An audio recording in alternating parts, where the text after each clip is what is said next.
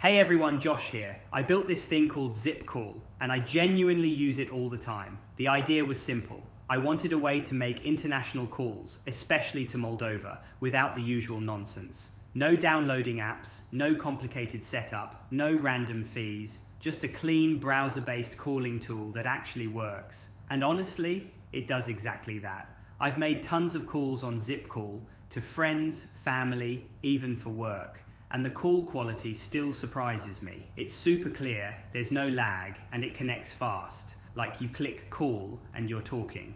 That's it. I kept the pricing as fair as I could, just a few cents per minute with no weird hidden charges. And yeah, your first call is free. I wanted people to try it without having to commit to anything.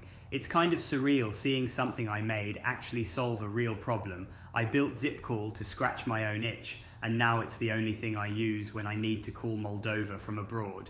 If you try it, let me know what you think. I'm always tweaking things to make it better.